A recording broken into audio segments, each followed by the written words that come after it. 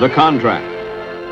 To enter the service of the United States Marine Corps and to report to such posts or stations of the Marine Corps as I may be ordered to join, and to the utmost of my power and ability discharge my services or duties and be in everything conformable and obedient to the several requirements and lawful commands of the officers who may be placed over me. We're ready for the roll, sir. Raise your right hand and repeat after me the oath of enlistment. I, Robert E. Do solemnly swear or affirm do solemnly swear that I will support and defend the Constitution of the United States against all enemies, foreign and domestic. that I will support and defend the Constitution of the United States against all enemies, foreign and domestic, That I will bear true faith and allegiance to the same. that I will bear true faith and allegiance to the same, And that I will obey the orders of the President of the United States. and that I will obey the orders of the President of the United States, and the orders of the officers appointed over me, and the orders of the officers appointed over me, according to regulations and the Uniform Code of Military Justice. according to regulations and the Uniform Code of Military Justice. So help me God. So help me God.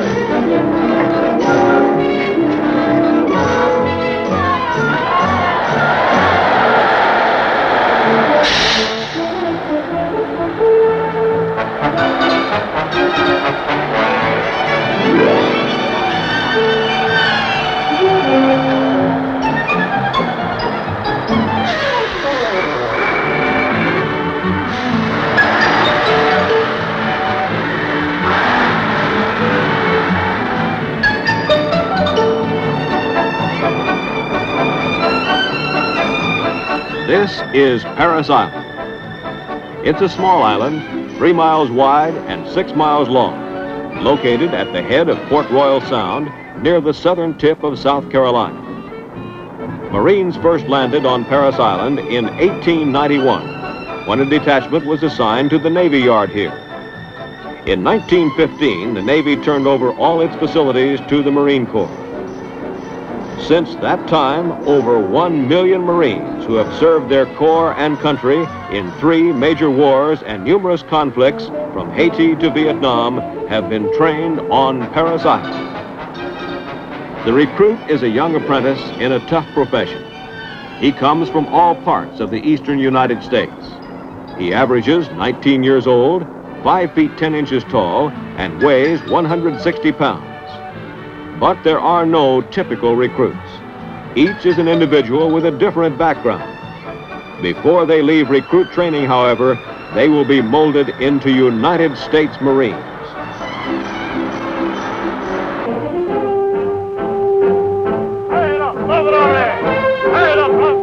Upon arrival, the recruits are taken directly to the recruit receiving barracks, where they undergo their initial processing.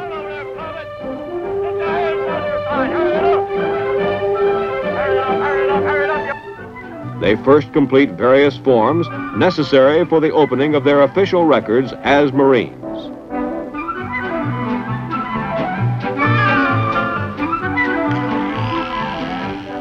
They receive their first Marine Corps haircut. Upon arrival, some have long hair while others have curly locks. When they get out of the chair, however, they will have very little hair left, and they will have a uniform military appearance which will help establish equality in the platoon.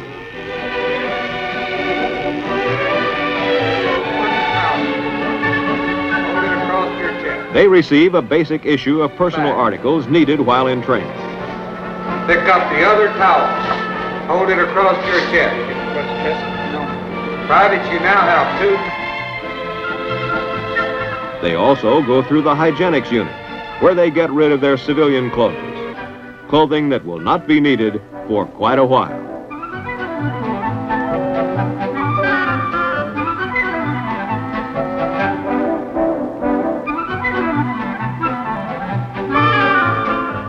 They take a shower. The purpose of the shower is to clean them. but we like to think that it is washing away old habits and ideas. They receive utility uniforms and other clothing necessary for training. Recruits requiring glasses are examined and fitted by optometrists.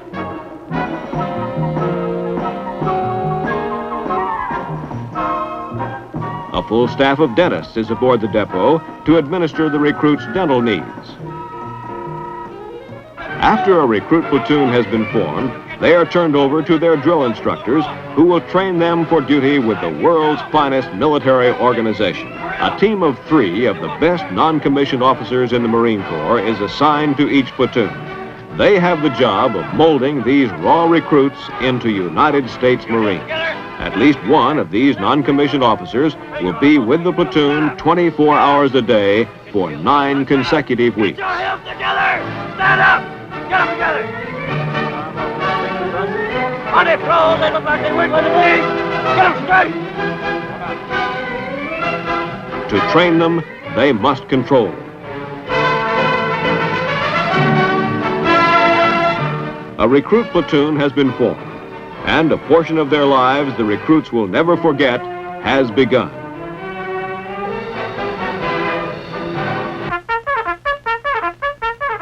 Reveille for the recruits goes at 4:55 a.m. They wash, shave, make up their bunks, and clean up the area before going to morning meal.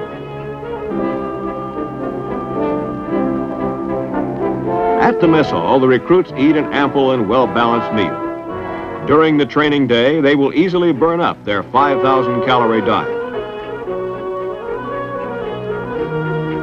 Before each meal, the recruits remember their religious obligations by saying grace.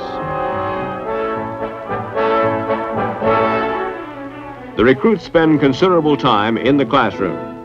There, they receive instruction in basic military subjects. During the 3rd week of training, they will be given a written test. Those who fail will be given additional instruction before returning to regular training. Near the completion of training, another test will be given, so that the progress they have made during the entire period can be evaluated.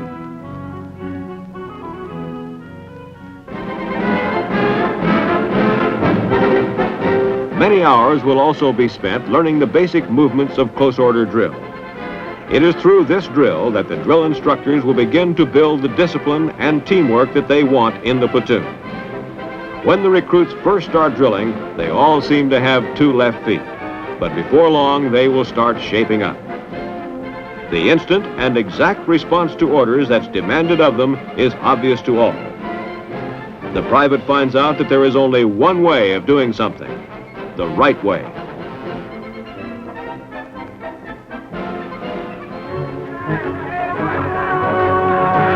Physical training is also stressed here at Parris Island.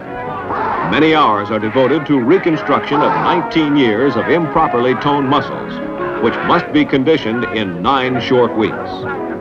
This program is conducted by both the physical training instructor and the drill instructor. The Marine Corps Obstacle Course provides an excellent physical conditioning device.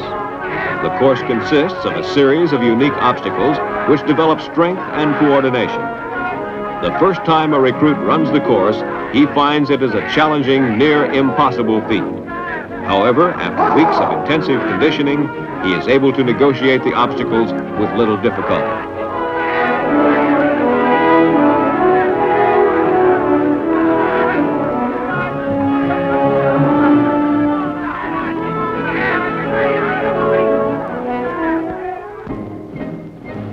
Marines guard the gates of embassies and posts all over the world, and recruits learn and practice the fundamentals and responsibilities of interior guard duty and security.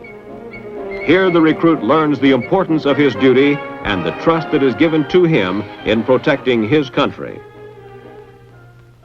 In the evening, the recruits are given an hour free time. During this time, the recruits devote their time to personal activities such as writing letters. Free time is supervised by a drill instructor, and the activities must be constructive.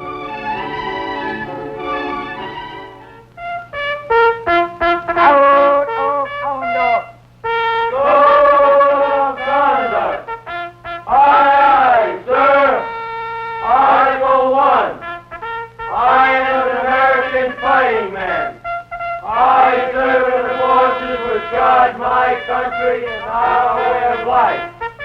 I am prepared to give my life. At 9 o'clock each night, the recruits are ready for a full night of sleep. They have been given little time to think of anything but the Marine Corps. This is exactly what we want. We keep them so busy that they have little chance to become homesick. All recruits from the day of their arrival are encouraged to fulfill their moral obligations by attending the church of their choice. Those recruits who are not church members have the opportunity to attend religious instruction.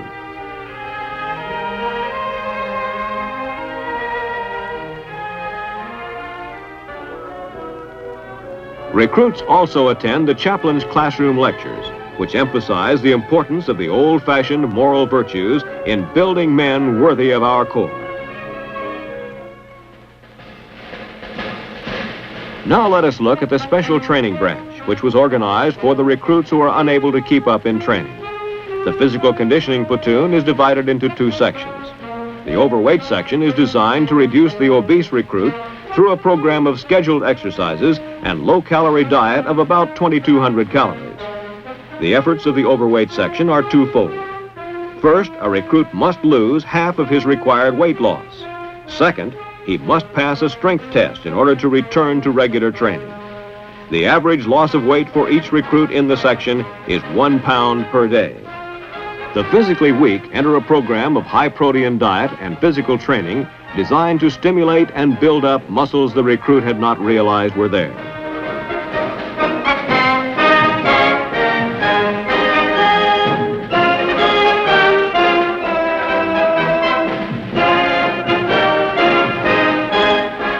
The Proficiency Platoon provides concentrated instruction and review for recruits who have failed their written examinations. This training is accomplished on the weekend, and those recruits who pass a retest return to their regular platoon. Those who fail are retained to receive instruction at a slower pace. Recruits who have an extremely difficult time adjusting to the military environment are assigned to the Motivation Platoon. Here they will receive instruction that will stimulate their desire to return to training and to become a successful member of a regular platoon. When the recruits have shown that they can meet the demands of recruit training, they return to a regular platoon.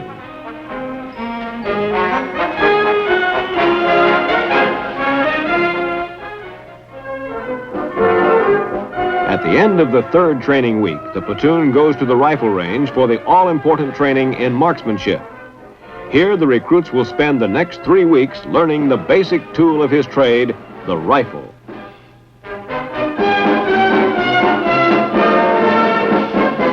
The platoon is assigned a primary marksmanship instructor who teaches all marksmanship training. The drill instructors assist him in teaching the basics of rifle marksmanship.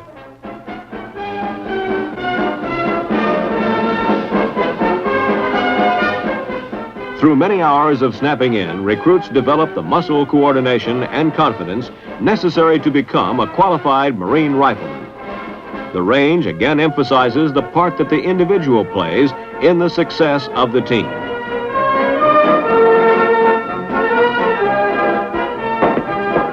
Qualification Day is a big event in the life of the recruit and to his platoon.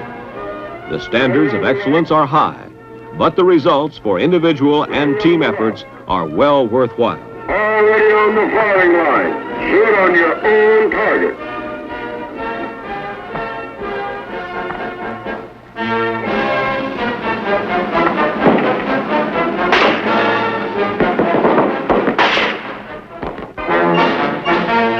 The men who qualify earn the right to wear their badge of qualification as a symbol of their individual marksmanship ability. The Commanding General's Trophy is awarded to the platoon with the highest percentage on each qualification day. This is done to stress the importance of teamwork between the marksmanship instructor, drill instructors, and the recruits.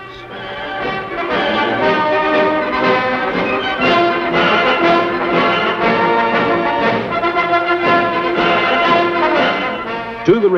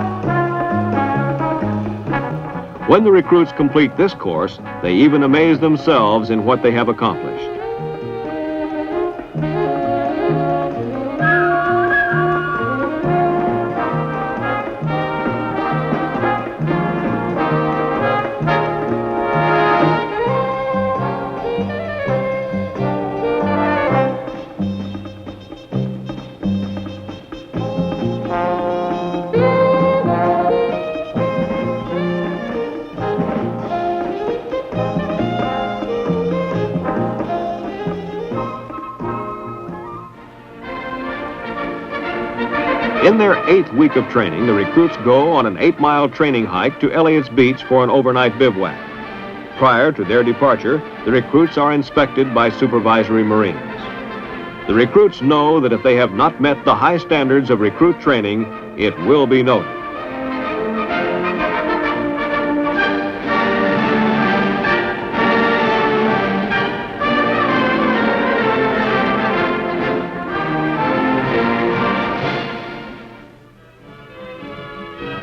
For most of these recruits, this first 8-mile hike is a preview of the many hikes of the future in every clime and place where the Marines can and will take a gun.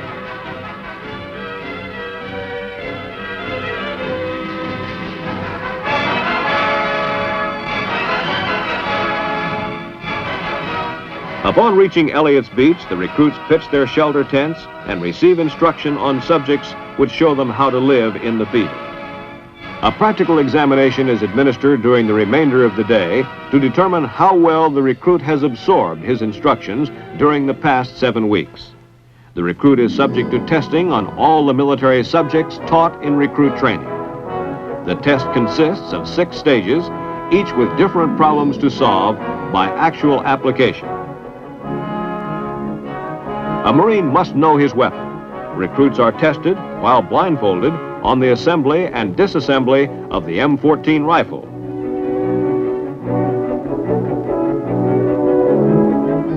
Knowledge of first aid may one day save the life of a brother Marine. In this test, recruits must properly treat simulated wounds.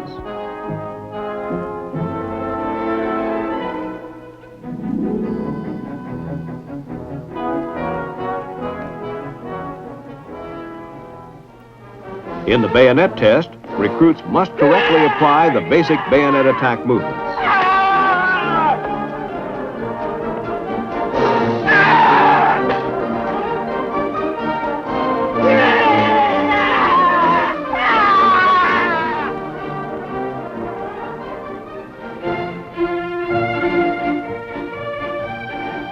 In the final phase of training, the tempo increases, and there is no place where this is more evident than on the physical training field.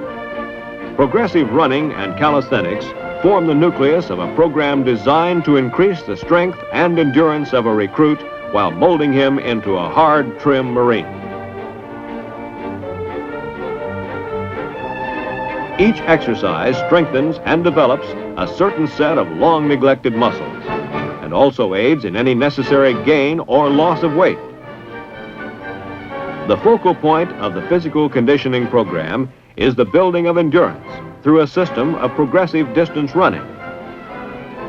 Recruits run 3/4 of a mile early in training and will run 3 miles by their 8th week at Parris Island. During the 8th week, the recruits take the Marine Corps Physical Fitness Test, in which they are tested on their ability to climb the rope, perform repetitions of strengthening exercises, and run 3 miles with their platoon.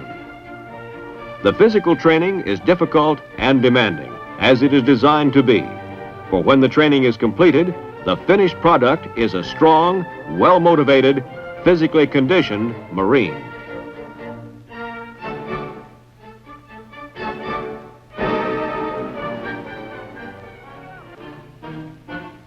You will remember seeing this platoon at the beginning. They were raw recruits, unaccustomed to their new military way of life, unsure of themselves, and undisciplined. This is that same platoon just 9 weeks later. Some of the original recruits are missing. They are the ones that could not measure up. The platoon is now ready to demonstrate at the battalion commander's drill competition their ability to execute individual and unit movements with snap and precision. A mistake now will be seen and will reflect in the platoon rating.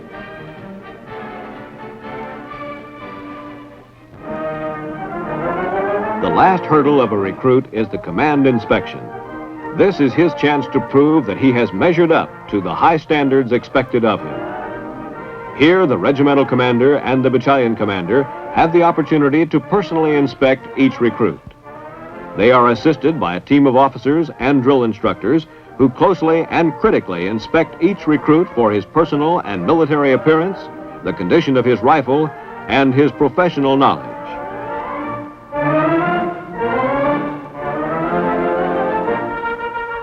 The work of the recruit and their drill instructors is done, and now comes the final review.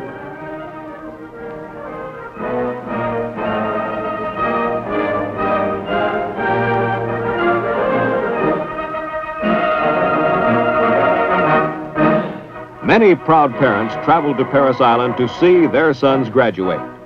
However, due to the wholesome diet and rigorous physical training program, many have to look twice because of the changes in appearance which have taken place. Those recruits who have demonstrated special skills and outstanding performance of duty are honored for their efforts.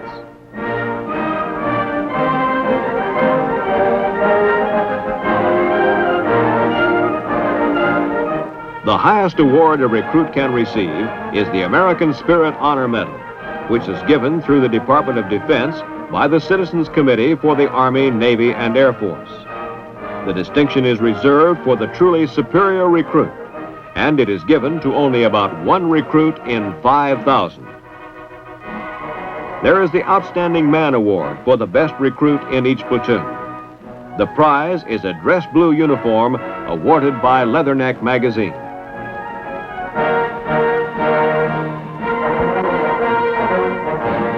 The high shooter in each platoon receives a certificate as a symbol of his marksmanship skill. In addition, up to 10% of each platoon may receive meritorious promotion to private first class.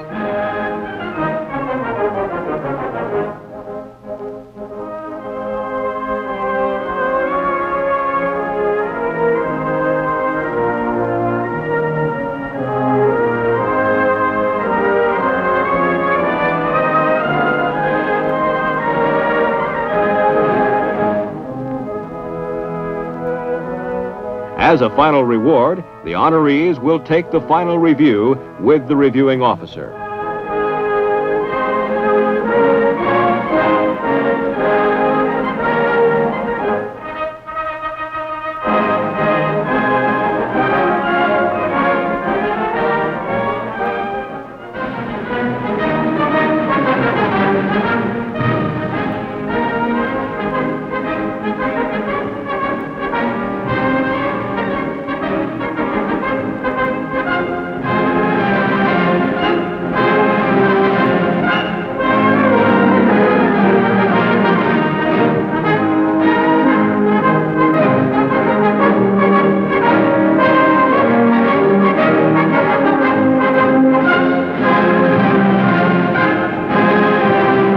This is a memorable occasion in the lives of these recruits.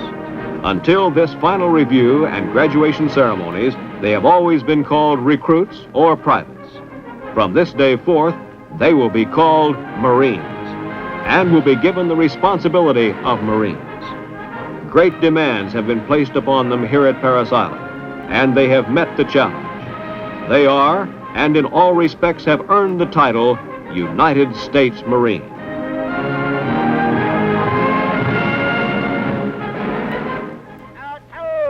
K-78, dismiss.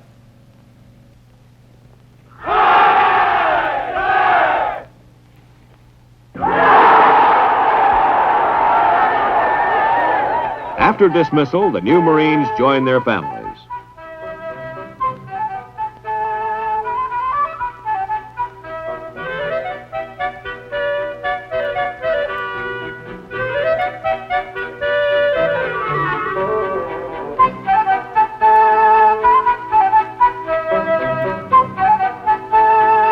They and their families are served refreshments in their mess hall. Later, they will tour the battalion and proudly show their parents the training at Parris Island.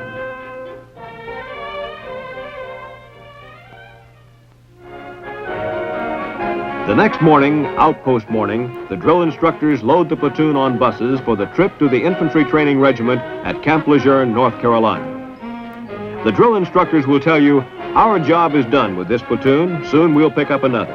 Our rewards are personal satisfaction of a job well done, and notes like a postcard received from a proud father which said, I sent you a boy, you sent me back a man.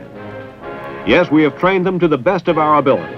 We have developed them into smartly disciplined, physically fit, basically trained Marines, thoroughly indoctrinated in love of corps and country. We have demanded of them the highest standards of personal conduct, morality, and professional skill. The building of a Marine and the making of an American citizen is a very similar process. At Parris Island, we build men, body, mind, and spirit. We make Marines. There's nothing fancy about our training, no tricks, no frills, no great technical machines, just honest hard work by the recruits and their drill instructors. The drill instructors have taught and the recruits have learned the basic tools of their trade: discipline, dedication, physical fitness, proficiency, love of corps and country. We have started the training that will continue throughout the Marine's career, be it for 2 years or 30 years. And these 9 weeks have instilled memories and traditions for him to cherish and uphold for the rest of his life. They are Marines.